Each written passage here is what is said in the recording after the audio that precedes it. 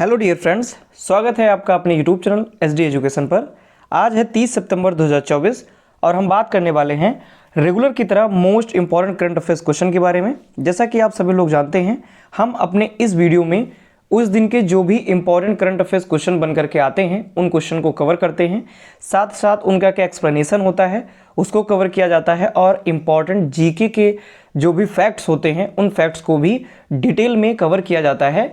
तो अगर आप वीडियो पर पहली बार आए हैं तो प्लीज़ वीडियो को लाइक करें, अपने दोस्तों के साथ वीडियो को अधिक से अधिक शेयर करें और चैनल को सब्सक्राइब भी करें ताकि आने वाली कोई भी वीडियो हो वो आप तक तुरंत पहुंचे और आपको कोई भी जो जानकारी है वो मिल सके।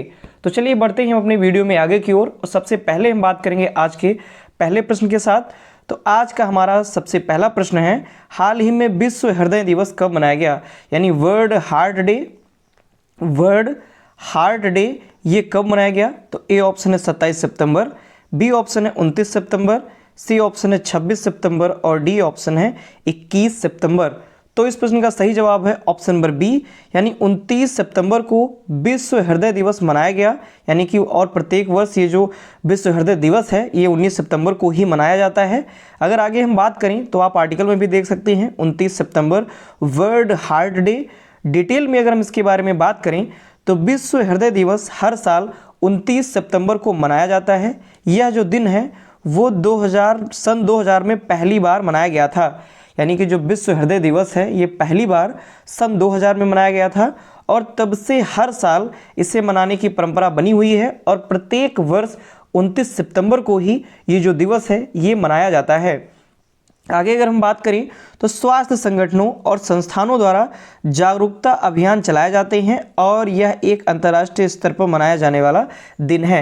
यानी कि इस दिन यानी कि विश्व हृदय दिवस वाले दिन जो स्वास्थ्य संगठन होते हैं, चाहे WHO हो या फिर अन्य जो भी स्वास्थ्य एजेंसियां होती हैं, उनके द्वारा संस्थानों के द्वारा जागरूकता फैलाया जाता है। यानी कि हृदय के बारे में अधिक से अधिक जागरूकता फैलाई जाती है कि जो हमारा हार्ट है उसका ख्याल हम कैसे रखें, नियमित खान पान हम क्या रखें जिससे जो हमारा हार्ट है वो सुरक्षित बना रहे, अत्यधिक दिनों तक कार्य करे, स्वस्थ हार्ट रहे। तो इसके लिए कई सारे जो अवेयरनेस हैं वो फैलाए जाते हैं और विभिन्न प्रकार के जागरूकता अभियान भी चलाए जाते हैं। बढ़ेंगे अपने नेक्स्ट प्रश्न की तरफ। हमारा अगला प्रश्न है, हाल ही में किस राज्य की प्रमुख हैंड होल्डिंग योजना का शुभारंभ किया गया? यानी कि कौन सा ऐसा राज्य है जिसकी प्रमुख हैंड होल्डिंग योजना जो है इसका शुभारंभ किया गया है? तो ए ऑप्शन है मणिपुर, बी ऑप्शन है नागालैंड, सी ऑप्शन है मिजोरम और डी ऑप्शन है त्रिपुरा। तो इस प्रश्न का सही जवाब है ऑप्शन नंबर बी, यानी कि मिजोरम राज्य की एक प्रमुख योजना है हैंड होल्डिंग योजना। इसका शुभारंभ अभी मिजोरम के जो मुख्यमंत्री हैं उनके द्वारा किया गया है। आगे अगर हम बात करें डिटेल में तो मुख्यमंत्री जो कि पू लाल दुहमा हैं वहाँ के, यानी मिजोरम के जो मुख्यमंत्री हैं वर्तमान में लाल दुहमा जी हैं, इन्होंने वनपा हाल में मिजोरम की जो प्रमुख हैंड होल्डिंग योजना है इसका इन्होंने शुभारंभ किया हुआ है। इस योजना में उद्यमियों और किसानों को वित्तीय सहायता दी जाएगी। यानी कि ये जो हैंड होल्डिंग योजना है इसके अंतर्गत जो उद्यमी होंगे, यानी कि जो कह सकते हैं जो इंडस्ट्रीज़ वगैरह चलाते हैं वो, और जो किसान हैं इनको वित्तीय सहायता प्रदान की जाएगी। इस योजना के अंतर्गत जो लाभार्थी होंगे उनको 50 लाख रुपए तक का संपार्श्विक मुक्त और ब्याज मुक्त ऋण मिलेगा। यानी 50 लाख रुपए तक इनको ब्याज मुक्त जो बैंक का ऋण है, बैंक से जो लोन है वो इनको मिलेगा और साथ ही चुकौती के समय पर, यानी कि साथ ही समय पर चुकाने पर 100% तक की ब्याज छूट का भी इसमें लाभ दिया जाएगा। यानी कि अगर जो समय दिया गया है, मान लीजिए कि बैंक से ऋण लिया गया किसी किसान के द्वारा और अगर जो समय बैंक के द्वारा निर्धारित किया जाता है अगर उसी समय पर वो जो ऋण है अगर वो चुका दिया जाता है तो 100% तक की ब्याज छूट का लाभ भी इसमें दिया जाएगा। आगे अगर बढ़ते हैं तो एक छोटा सा बदलाव है वीडियो में। अगर आपको ये बदलाव पसंद आता है तो कमेंट बॉक्स में कमेंट आप जरूर कीजिए। तो बदलाव ये है कि सबसे पहले हम बात करते हैं मिजोरम आया है। तो मिजोरम के बारे में हम बात करें तो मिजोरम आप यहाँ पर देख भी सकते हैं, पूर्वोत्तर राज्य का पूर्वोत्तर की तरफ ये एक राज्य है और जो कि नीचे है यहाँ पर मिजोरम, और यहाँ पर इसका जो फुल मैप है मिजोरम राज्य का वो यहाँ पर आप देख सकते हैं। तो अगर आपको ये डिटेल अच्छी लगी है, आपको ये जो बदलाव वीडियो में किया गया है अगर अच्छा लगा है तो वीडियो में कमेंट करके आप हमें बताइए। जो मिजोरम है इसके वर्तमान में मुख्यमंत्री हैं लाल दुहोमा ये मुख्यमंत्री हैं वर्तमान में जो राज्यपाल हैं वो है कंभमपति हरिबाबू, ये वर्तमान में राज्यपाल हैं। और मिजोरम की जो राजधानी होती है वो होती है आइजोल। काफ़ी इंपॉर्टेंट स्लाइड है ये, क्योंकि वर्तमान में मुख्यमंत्री पूछा जा सकता है, राज्यपाल पूछा जा सकता है, और मिजोरम की जो राजधानी है वो भी पूछी जा सकती है।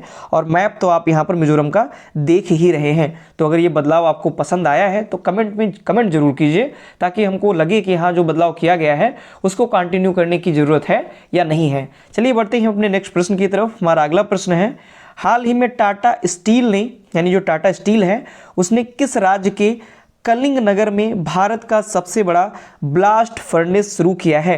यानी कि कौन से राज्य का जो एक शहर है कलिंग नगर, वहां पर टाटा स्टील ने भारत का सबसे बड़ा ब्लास्ट फर्नेस शुरू किया है। तो किस राज्य में शुरू किया है? ए ऑप्शन है आंध्र प्रदेश, बी ऑप्शन है उड़ीसा, सी ऑप्शन है तमिलनाडु और डी ऑप्शन है गुजरात। तो इस प्रश्न का सही जवाब है ऑप्शन नंबर बी, यानी उड़ीसा राज्य में टाटा स्टील ने उड़ीसा राज्य के कलिंग नगर में भारत का सबसे बड़ा ब्लास्ट फर्नेस शुरू किया है। आगे अगर हम बात करें डिटेल में, तो टाटा स्टील जो कंपनी है, जो कि टाटा स्टील कंपनी है, ये उड़ीसा के कलिंग नगर में एक भारत का सबसे बड़ा ब्लास्ट फर्नेस की इसने शुरुआत की हुई है। लागत कितनी आएगी? तो 27,000 करोड़ रुपए लगभग इसकी लागत जो है वो अनुमानित लागत बताई जा रही है। इसमें होगा क्या, इसमें प्लांट की जो क्रूड स्टील उत्पादन क्षमता है वो 3 मिलियन टन प्रतिवर्ष से बढ़ करके 8 मिलियन टन प्रतिवर्ष हो जाएगी। यानी MTPA मतलब मिलियन टन पर एनुअल या पर ईयर कह सकते हैं, एनुअल मतलब ईयर होता है।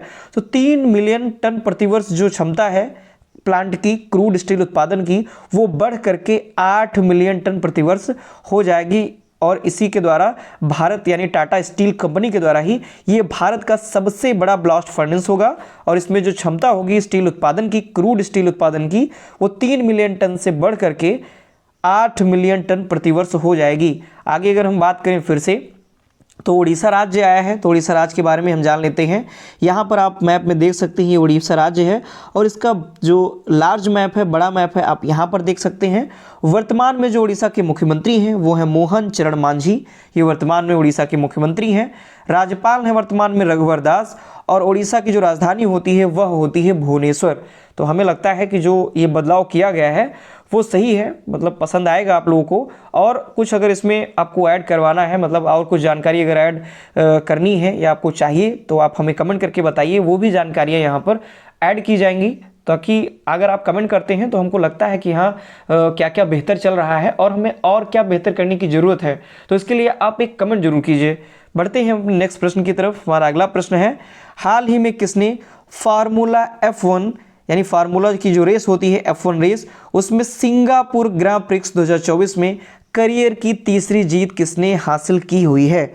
तो ए ऑप्शन है मैक्स वर्स्टेपन, बी ऑप्शन है लैंडो नॉरिस, सी ऑप्शन है ऑस्कर पियास्त्री और डी ऑप्शन है लुइस हैमिल्टन। तो इस प्रश्न का सही जवाब है ऑप्शन नंबर बी, यानी लैंडो नॉरिस जो है इन्होंने सिंगापुर ग्रांड प्रिक्स की फार्मूला F1 जो रेस है वो जीत लिया है। और इस रेस को जीतते ही उन्होंने 2024 के करियर की तीसरी जीत इन्होंने हासिल कर ली है। तो ऑप्शन नंबर बी इस प्रश्न का सही जवाब हो जाएगा। आगे आप यहाँ पे देख सकते हैं, लैंडो नॉरिस ट्रम्स इन थ्रिलिंग सिंगापुर ग्रैंड प्रिक्स 2024, यानी 2024 का जो सिंगापुर ग्रैंड प्रिक्स है वो जो लैंडो नॉरिस हैं इन्होंने जीता हुआ है। तो लैंडो नॉरिस ने 2024 फार्मूला 1 जो सिंगापुर ग्रैंड प्रिक्स है इसको जीतते हुए इन्होंने करियर की अपनी तीसरी जीत हासिल की हुई है। बात करें तो हैकेन डच जीपी और मियामी जीपी में अपनी जीत के बाद उनके करियर की यह तीसरी जीत है। यानी इससे पहले सबसे पहली जो जीत इन्होंने की वो हैनेकेन डच जीपी ये जीता, फिर उन्होंने मियामी जीपी जीता, यानी मियामी का जो फार्मूला रेस था वो इन्होंने जीता। तो इस प्रकार से 2 इन्होंने जीते और फिर सिंगापुर जीत करके इन्होंने ये अपनी तीसरी जीत हासिल की हुई है। बात करें जो मैक्स वर्स्टेपन है ये दूसरे स्थान पर रहे सिंगापुर ग्रैंड प्रिक्स में, जबकि जो मैकलेरन है, मैकलेरन के जो ऑस्कर पियास्त्री हैं ये तीसरे स्थान पर रहे और पहली पोजीशन लैंडो नॉरिस ने हासिल की। बढ़ेंगे अपने नेक्स्ट प्रश्न की तरफ। हमारा अगला प्रश्न है, हाल ही में किस देश ने 4000 किलोमीटर से अधिक रेंज वाले उन्नत शाहेद 136B कौमी केज ड्रोन का अनावरण किया है? यानी 4000 किलोमीटर की रेंज होगी, इससे अधिक की रेंज होगी और नाम है इसका शाहेद 136B कॉमिकेच ये ड्रोन है और इसका अनावरण किस देश के द्वारा किया गया है? तो ए ऑप्शन है इजराइल, बी ऑप्शन है ईरान, सी ऑप्शन है सऊदी अरब और डी ऑप्शन है अफगानिस्तान।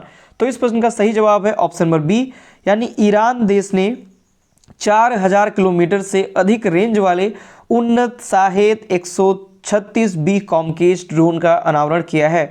आप यहाँ पर देख भी सकते हैं, Iran unveils new Shahed 136B jet drone with in 4000 kilometre range. आप यहाँ पे आर्टिकल में देख भी सकते हैं। और हम डिटेल में अगर बात भी करें तो ईरान ने 4000 किलोमीटर से अधिक रेंज वाले उन्नत शाहेद 136B कॉमिकेच ड्रोन का अनावरण किया है।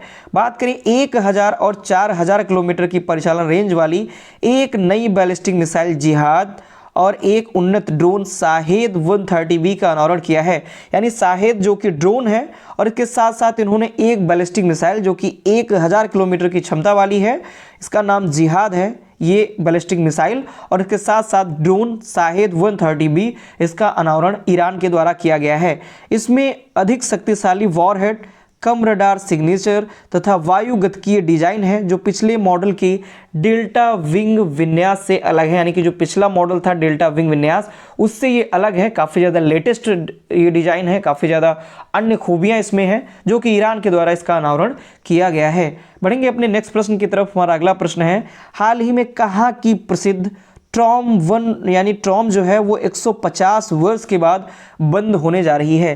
यानी ट्रॉम जो कि एक प्रकार से आप कह सकते हैं बस या ट्रेन के टाइप की थी जो कि 150 वर्ष पुरानी है, तो ये कहाँ पर प्रसिद्ध थी जो कि अब ये बंद होने जा रही है? तो ये ऑप्शन है लखनऊ, बी ऑप्शन है कोलकाता, सी ऑप्शन है भोपाल और डी ऑप्शन है गांधीनगर। तो इस प्रश्न का सही जवाब है ऑप्शन नंबर बी, यानी कोलकाता में ये बहुत ही ज़्यादा प्रसिद्ध थी ट्रॉम जो कि 150 वर्ष पुरानी थी और अब इसको बंद किया जा रहा है। आप यहाँ पे देख भी सकते हैं, ये है ट्रॉम। आर्टिकल में आप देख सकते हैं कुछ बस के जैसे या ट्रेन के जो मेट्रो ट्रेन होती है लगभग उसके जैसे आपको दिखेगी। तो ये ट्रॉम है और इसको अभी हाल ही में कोलकाता में इसको बंद किया जा रहा है। तो कोलकाता जो है उसने ट्रॉम जो वर्ष 1873 से चल रही है, व्यस्त समय के दौरान यातायात की भीड़ के कारण जल्द ही बंद हो जाएगी। यानी कि अधिक ट्रैफिक के कारण इसको बंद करने की जो बात है वो की जा रही है और ये बंद हो जाएगी। और ये शुरू कब हुई थी? 1873 से ये चालू है और तब से कोलकाता में चल रही थी। बात करें एम्स प्लेनेट से मैदान तक का जो मार्ग है वह अभी भी पुरानी यादों को ताज़ा करने वाले ट्रॉम का आनंद लेने के लिए चालू रहेगा। यानी सभी बंद कर दी जाएंगी लेकिन एक जो ट्रॉम होगी वो चालू रहेगी जो कि एस्प्लेनेड से मैदान तक का जो मार्ग है उसके लिए एक जो ट्रॉम होगी ये पुरानी यादों को ताज़ा करने के लिए, यानी कि काफ़ी पुरानी समय से ये चली आ रही है, इसके लिए पुरानी यादों को ताज़ा करने के लिए केवल एक ट्रॉम ये चलेगी, बाकी जो सभी होंगी वो बंद कर दी जाएंगी। घोड़ों द्वारा संचालित पहली ट्रॉम जो थी वो 24 फरवरी 1873 को कलकत्ता की सड़कों पर चलनी शुरू हुई थी। यानी कि अगर सबसे पहली बात की जाए जो ट्रॉम थी वो 24 फरवरी 1873 को कोलकाता में चालू की गई थी, जो कि पहली जो थी उसको घोड़ों के द्वारा खींचा जाता था। तो वो पहली थी जो घोड़ों के द्वारा संचालित की जाती थी और 24 फरवरी 1873 को कोलकाता में उसको चालू किया गया था। बढ़ेंगे अपने नेक्स्ट प्रश्न की तरफ। हमारा अगला प्रश्न है, हाल ही में अप्रवा एनर्जी ने किस राज्य में ट्रांसमिशन परियोजना हासिल की हुई है? तो ए ऑप्शन है गुजरात, बी ऑप्शन है राजस्थान, सी ऑप्शन है उड़ीसा और डी ऑप्शन है तमिलनाडु। तो इस प्रश्न का सही जवाब है ऑप्शन नंबर बी, यानी कि राजस्थान राज्य में अप्रवा एनर्जी ने ट्रांसमिशन परियोजना हासिल की है या कह सकते हैं ट्रांसमिशन परियोजना चालू की है। आगे अगर हम बात करें तो अप्रवा एनर्जी ने राजस्थान में एक नया अंतर्राज्यीय ट्रांसमिशन जो परियोजना है इसको हासिल किया हुआ है, चालू किया हुआ है। केंद्र सरकार द्वारा ये आयोजित टैरिफ आधारित प्रतिस्पर्धी बोली प्रक्रिया के माध्यम से इसको सुरक्षित किया गया है। यानी कि इसका आयोजन किसके द्वारा किया जाएगा, ये आयोजित किसके द्वारा की जाएगी? तो केंद्र सरकार का इस पे प्रतिनिधित्व होगा और केंद्र सरकार के द्वारा ये आयोजित टैरिफ आधारित जो प्रतिस्पर्धी बोली प्रक्रिया है उसके माध्यम से इसको सुरक्षित किया गया है। तो इस योजना के तहत होगा क्या, यानी कि जो परियोजना स्थापित की गई है इसके तहत क्या होगा? तो इस परियोजना के तहत 200 किलोमीटर की 40 केवी और 765 केवी ट्रांसमिशन वाली लाइनें स्थापित की जाएंगी। यानी 200 किलोमीटर तक जो 400 किलोवाट और 765 केवी ट्रांसमिशन की जो लाइनें होती हैं उनको स्थापित किया जाएगा। यह जो परियोजना है यह अंतर्राज्यीय ग्रीन कॉरिडोर का हिस्सा है। इंपॉर्टेंट है ये भी लाइन कि ये जो परियोजना है ये किसका हिस्सा है, तो अंतर्राज्यीय ग्रीन एनर्जी कॉरिडोर का ये हिस्सा है जो कि परियोजना चलाई जा रही है राजस्थान में, उसके तहत ही इसको विकसित किया गया है। बढ़ेंगे अपने नेक्स्ट पॉइंट की तरफ। तो राजस्थान आया है, तो राजस्थान के बारे में अगर हम जानें तो जो राजस्थान है इसकी राजधानी होती है रायपुर। आप यहाँ पे मैप में देख सकते हैं ये राजस्थान है यहाँ पर और इसका अगर मैप यहाँ पर हम बड़े रूप में देखें तो ये मैप है राजस्थान का। राजधानी है यहाँ की जयपुर। वर्तमान में जो राजस्थान के मुख्यमंत्री हैं वो है भजन लाल शर्मा और वर्तमान में जो राज्यपाल हैं वो है हरि भाऊ बागड़े। ये वर्तमान में राजस्थान के राज्यपाल हैं। बढ़ेंगे अपने नेक्स्ट प्रश्न की तरफ। हमारा अगला प्रश्न है झारखंड राज्य के उच्च न्यायालय के जो मुख्य न्यायाधीश हैं इसके रूप में किसने शपथ ली है, यानी झारखंड उच्च न्यायालय का नया मुख्य न्यायाधीश किसे नियुक्त किया गया है। तो ए ऑप्शन है MS. Ramachandra Rao, B option है सुरेश कुमार कैत, सी ऑप्शन है एस.पी. धारकर और डी ऑप्शन है शिमला। कह सकते हैं ऑप्शन थोड़ा मिस्टेक हो गया है, तो इस प्रश्न का सही जवाब हो जाएगा ऑप्शन नंबर ए, यानी एम.एस. रामचंद्र राव जो है इनको झारखंड उच्च न्यायालय का नया मुख्य न्यायाधीश नियुक्त किया गया है। आप यहाँ पर देख भी सकते हैं आर्टिकल में यही है एम.एस. रामचंद्र राव। तो न्यायमूर्ति एम.एस. रामचंद्र राव को झारखंड उच्च न्यायालय के मुख्य न्यायाधीश के रूप में इनको नियुक्त किया गया है, उन्होंने शपथ ली है। तो जो वर्तमान में झारखंड के जो राज्यपाल हैं संतोष कुमार गंगवार, इन्होंने राजभवन में न्यायमूर्ति एम.एस. रामचंद्र राव को पद की शपथ दिलाई। 21 सितंबर को 7 उच्च न्यायालयों में मुख्य न्यायाधीशों की नियुक्ति की गई थी और उसी के अंतर्गत झारखंड उच्च न्यायालय में जो न्यायाधीश हैं मुख्य न्यायाधीश उसके रूप में न्यायमूर्ति एम.एस. रामचंद्र राव को नियुक्त किया गया है। बढ़ेंगे हम अपने नेक्स्ट प्रश्न की तरफ। हमारा अगला क्वेश्चन है हाल ही में यूएस की राष्ट्रीय क्रिकेट लीग का आयुक्त किसे बनाया गया, यानी कि जो यूएस है यूनाइटेड स्टेट, तो उसकी जो राष्ट्रीय क्रिकेट लीग है उसका जो आयुक्त है वो किसे बनाया गया है। ए ऑप्शन है दिनेश मोगिया, बी ऑप्शन है हारून लोरगट, सी ऑप्शन है अजय जडेजा और डी ऑप्शन है रिकी पॉन्टिंग। तो इस प्रश्न का सही जवाब है ऑप्शन नंबर बी, यानी हारून लोरगट जो हैं इनको यूएस की राष्ट्रीय क्रिकेट लीग का आयुक्त नियुक्त किया गया है, यानी जो यूएस की राष्ट्रीय क्रिकेट लीग है उसका आयुक्त इनको बनाया गया है। आगे अगर हम बात करें डिटेल में तो अमेरिका की जो नेशनल क्रिकेट लीग है अंतर्राष्ट्रीय क्रिकेट परिषद के जो पूर्व सीईओ हैं हारून लोरगट, इनको अपना आयुक्त नियुक्त किया है अमेरिका की नेशनल क्रिकेट लीग ने। ये जो लीग है इसका जो उद्देश्य होगा वो अमेरिका में क्रिकेट के लोकप्रिय बनाना, क्योंकि क्रिकेट जो है काफ़ी ज़्यादा पसंद देखा जाने वाला जो खेल है क्रिकेट है, तो इसीलिए अमेरिका भी चाहता है कि क्रिकेट में वो भी लोकप्रिय हो, क्योंकि जो अमेरिका है वो क्रिकेट में थोड़ा पीछे है, क्योंकि क्रिकेट ज़्यादातर खेलने को वहाँ पर नहीं देखा जाता है। तो इसीलिए अमेरिका में क्रिकेट को लोकप्रिय बनाने के लिए इस लीग का प्रमुख उद्देश्य रखा गया है। और ये जो नेशनल क्रिकेट लीग है इसका जो आयुक्त है वो जो हारून लोरगट हैं इनको नियुक्त किया गया है। ये पूर्व प्रथम श्रेणी के क्रिकेटर हैं लोरगट, जो कि 2008 से 2012 तक आईसीसी के सीईओ के रूप में भी इन्होंने कार्य किया हुआ है, यानी जो आईसीसी है इंटरनेशनल क्रिकेट काउंसिल है उसके ये सीईओ के रूप में भी नियुक्त रह चुके हैं, यानी सीईओ भी रह चुके हैं 2008 से लेकर के 2012 तक। और इस टूर्नामेंट का जो आयोजन है वो 4 से 14 अक्टूबर तक डलास विश्वविद्यालय में किया जाएगा, यानी कि नेशनल क्रिकेट लीग जो अंतर्राष्ट्रीय क्रिकेट परिषद है इसका जो आयोजन होगा टूर्नामेंट का वो 4 से 14 अक्टूबर तक डलास विश्वविद्यालय में किया जाएगा। अगले प्रश्न की तरफ बढ़ते हैं। नेक्स्ट और लास्ट प्रश्न है हमारा, किस केंद्रीय मंत्री ने वेब पोर्टल परिधि 24x25 और एआई टैक्सोनॉमी ई बुक का शुभारंभ किया। तो ए ऑप्शन है S Jaishankar Prasad ji, B option है राजनाथ सिंह, सी ऑप्शन है गिरिराज सिंह और डी ऑप्शन है चिराग पासवान। तो इस प्रश्न का सही जवाब है ऑप्शन नंबर सी, यानी गिरिराज सिंह जो कि केंद्रीय मंत्री हैं, इन्होंने वेब पोर्टल परिधि 24x25 और एआई टैक्सोनॉमी ई बुक का शुभारंभ इन्होंने किया हुआ है। आप यहाँ पे देख भी सकते हैं गिरिराज सिंह जी हैं, केंद्रीय मंत्री हैं गिरिराज सिंह। अगर हम डिटेल में बात करें तो केंद्रीय वस्त्र मंत्री श्री गिरिराज सिंह ने हाल ही में India specific fashion trade book विजने क्वेस्ट के एक द्विभाषी वेब पोर्टल परिधि 24x25 और AI टैक्सोनॉमी ई बुक का इन्होंने शुभारंभ किया हुआ है। इंपॉर्टेंट प्रश्न है, पूछा जाएगा, बिल्कुल आप इसको ध्यान में रखिए। और इस कार्यक्रम में जो फैशन है, कपड़ा और खुदरा क्षेत्र है, इसके 150 से अधिक उद्योगपतियों के साथ साथ विभिन्न शिल्प समूहों के जो शिल्पकार हैं और बुनकर हैं, इन्होंने भाग लिया हुआ है। यानी कि ये जो कार्यक्रम आयोजित किया गया इंडिया स्पेसिफिक फैशन ट्रेड, इसके अंतर्गत जो उद्योगपति हैं, खुदरा क्षेत्र के 150 से अधिक जो उद्योगपति हैं, फैशन शो हैं और इसके साथ साथ जो शिल्प समूह के जो शिल्पकार हैं, बुनकर हैं, इन सभी लोगों ने इस जो कार्यक्रम है, जो कार्यक्रम हुआ, इसके अंतर्गत इन्होंने भाग लिया हुआ था। तो ये थे आज के हमारे मोस्ट इंपॉर्टेंट करंट अफेयर्स के क्वेश्चन।